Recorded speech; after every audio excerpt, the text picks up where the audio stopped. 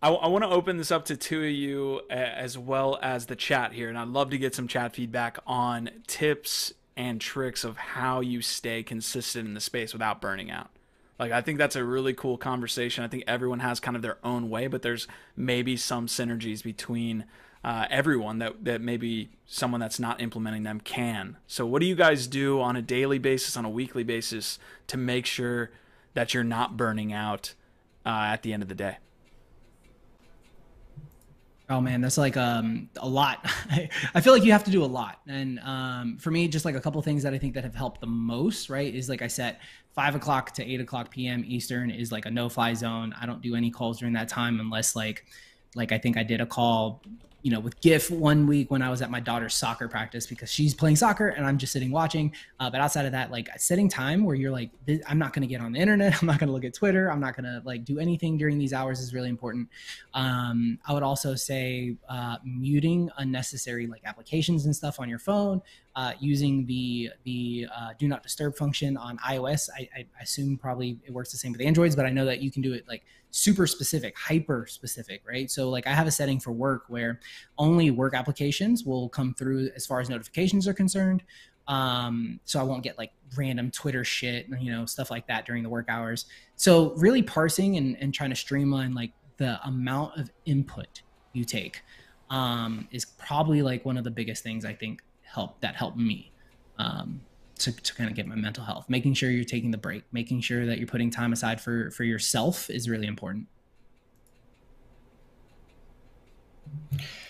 Yeah, I second all of that. I mean, there's a lot of different sort of like tactics, that people can use. Ronan was talking about scheduling. I think it's really important if you are living in Web3 degen, environments and culture and online all the time, to make sure that you do have some kind of structure in your life. So for instance, we do our morning alpha show every morning at 8 a.m. here, 4 days a week. That's been an example of like me forcing some structure into my life that really helps.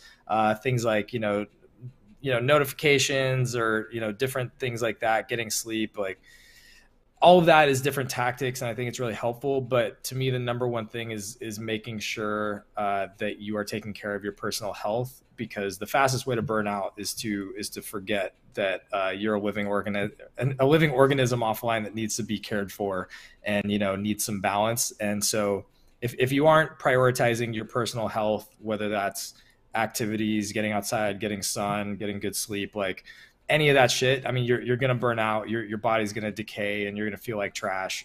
So you just got to prioritize health over everything and disconnect to reconnect sometimes. I'm going to read off some awesome comments that we're getting. And we have, I think everybody here is commenting along with us. So Marty McFly saying, leave Discords, just do it. Convert some to USDC. Matt Radke saying, having a full-time job.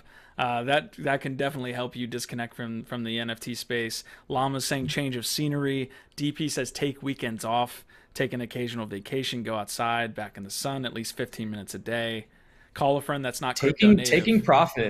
Taking profits is a good one. Like, you're gonna burn out real quick if you just keep shelling out money and you don't have anything coming back. So like each week you should be looking for like, what are some things that I can offload? Where can I be pulling in some? Yeah. So learning how to take profits, learning how to get out of things yeah, that's huge. Taking profits super important, man. Like if you don't see the fruits of your labor, then it becomes even more mentally taxing, right? Like it really helps for you to go into a week, like do all your trading, do all your stuff, maybe make yourself half an ETH or something, and then take half of that and go and treat yourself to fucking a nice dinner. Go and, this weekend, Sunday, like randomly we decided we were going to take the kids to Great Wolf Lodge. And it's like, that shit wasn't cheap, but you know what? Like that was the profit that I decided to take for this, 2-month period. Every 2 weeks I try to take a little profit to just treat me, my family, my wife, somebody to something really nice, because it's important, right? We're doing this shit because we're trying to enjoy it, not just to constantly make money, right? Like it doesn't bring you any happiness if it's just a number go up, right?